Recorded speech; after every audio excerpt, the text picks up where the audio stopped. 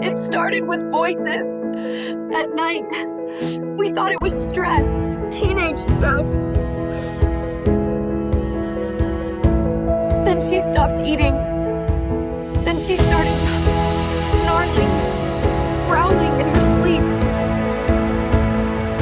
Her eyes would roll back like she was fighting something. My baby was gone. We took her to the hospital. They said it was mental. But no pill could stop what was inside her. We knew this wasn't normal. So we called the church.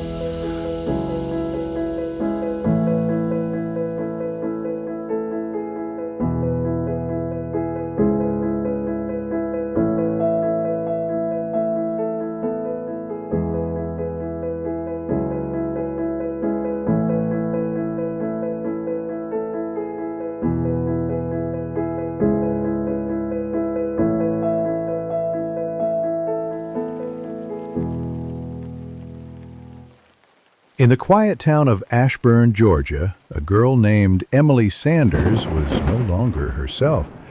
And what happened next left a church in silence and two young ministers broken, spiritually and physically. She was 14, bright, cheerful, a cheerleader, until something changed, until something moved in. At exactly 9:06 p.m. on May 18, 2024, Marie and Trevor Sanders brought their daughter Emily to New Light Revival Ministries in Ashburn. The senior pastor, Reverend Daniel Blake, was away on a 3-day mission trip to Michigan. Left in charge were two young interns, Marcus Bell and Elijah Ford.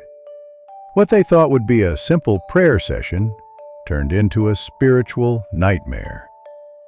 Some stories burned quietly in the shadows, untold, forgotten, unbelieved, but not here. This is Helenium. We give you stories no one can tell you. They thought they were ready. They had seen miracles, watched their spiritual father cast out demons, prayed in tongues, fasted. But one night, everything changed. It was supposed to be an ordinary evening, until they came. They said the girl hadn't slept in 3 days. Her voice would change. She spoke in languages no one taught her. And now, the one man who could help was gone. Left behind were two of his spiritual sons, Marcus Bell and Elijah Ford. Bold, young, anointed, or so they thought.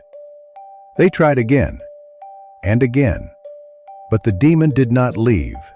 Instead, it laughed, called them cold candles, said their prayers were smoke with no fire. Elijah whispered, "Let's call Reverend Blake." But Marcus shook his head. "No, we'll disappoint him. We can handle this." But they couldn't. The demon roared, and with supernatural strength, hurled them both to the wall. Blood, injured, broken, and then the door opened. At 11:41 p.m., a third minister in training arrived. Jonah Ray, no title, no robe, but his life was fire. Jonah entered the church. Emily, still growling, suddenly screamed.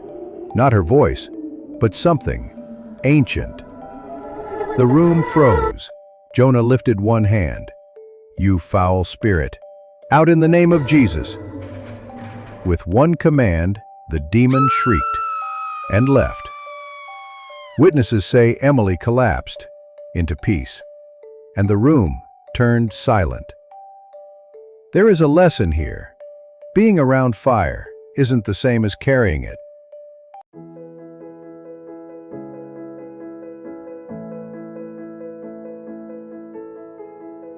In Matthew 25:8-9, the foolish virgins begged, "Give us some of your oil, for our lamps are going out."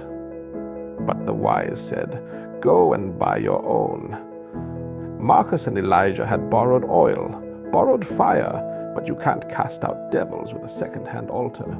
Acts 19:15 says, Jesus I know, Paul I know, but who are you?